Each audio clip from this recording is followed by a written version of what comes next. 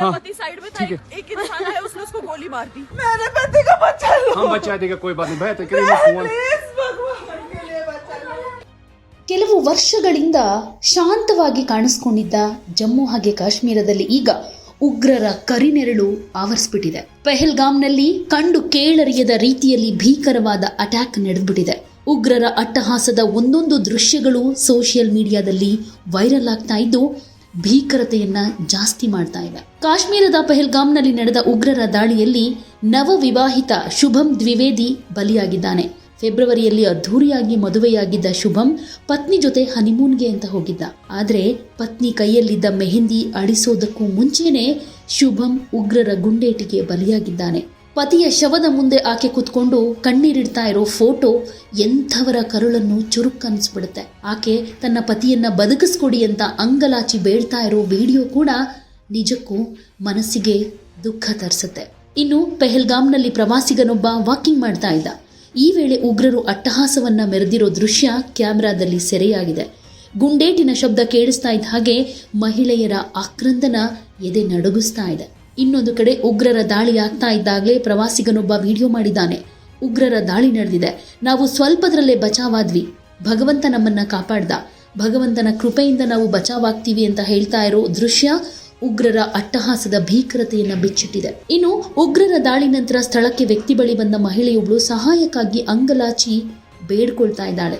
ರಕ್ತದ ಮಡುವಿನಲ್ಲಿ ಬಿದ್ದಿದ್ದ ಮೃತದೇಹಗಳನ್ನು ನೋಡಿ ಮರುಕ ವ್ಯಕ್ತಪಡಿಸಿರೋ ವ್ಯಕ್ತಿ, ನೀವು ಟೆನ್ಷನ್ ತೆಗೆದುಕೊಳ್ಬೇಡಿ ಮೇಡಮ್, ನಾವಿದ್ದೀವಿ ಅಂತ ಧೈರ್ಯ ತುಂಬು ಕೆಲಸ ಮಾಡ್ತಿದ್ದಾರೆ. ಹಿಂದೂ ಪ್ರವಾಸಿಗರನ್ನೇ ಗುರಿ ಮಾಡಿಕೊಂಡು ದಾಳಿ ಮಾಡ್ತಾ ಇರೋ ನೀಚರು ದಾಳಿ ಮಾಡೋ ಮುನ್ನ ವ್ಯಕ್ತಿಯೊಬ್ಬನ ಪ್ಯಾಂಟ್ ಅನ್ನ ಬಿಚ್ಚಿಸಿ ಧರ್ಮ ಚೆಕ್ ಮಾಡಿ ನಂತರ ಹತ್ಯೆ ಮಾಡಿರೋದು ಬೆಳಕಿಗೆ ಬಂದಿದೆ.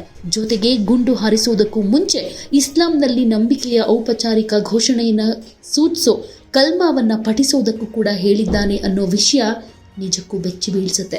ಇನ್ನು ಉಗ್ರರ ದಾಳಿಯಲ್ಲಿ ಶಿವಮೊಗ್ಗದ ಉದ್ಯಮಿ ಮಂಜುನಾಥ್ ಕೂಡ ಬಲಿಯಾಗಿದ್ದಾರೆ.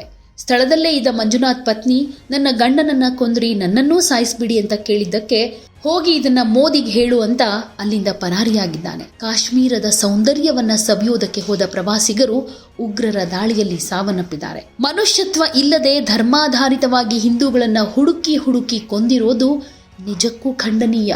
ಜೊತೆಗೆ ನಮ್ಮ ದೇಶದಲ್ಲಿ ಹಿಂದೂಗಳಿಗೆ ರಕ್ಷಣೆ ಇಲ್ವಾ ಅನ್ನುವಂತ ಪ್ರಶ್ನೆ ಮತ್ತೊಮ್ಮೆ ಉದ್ಭವಿಸುವಂತಾಗಿದೆ.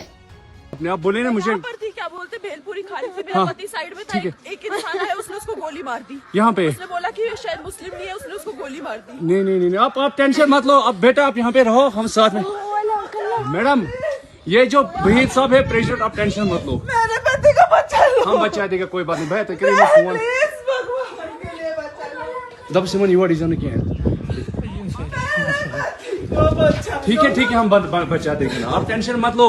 मैं आ रहा हूँ। मैं कहाँ पे आपका ये हस्बैंड? क्या हुआ इसको, क्या हुआ? Please ask for help. We don't need. Okay, don't worry. You okay? You need a water, sir? Sir, we'll manage. Just ask for help. Okay, you first you give the hands water. Drop of water. Take a drop of water, sir, please. उमरा चलना यार। ओए था कोई दिसता जहांगीर तो यार बिहारियां पीछा जुलते यार, तुम मौत की कसम इधर गई है।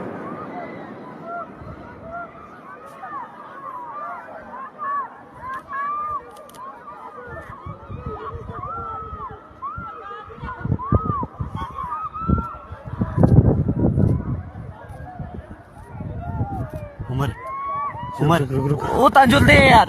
कहाँ पे आपका बेटा, कहाँ पे है?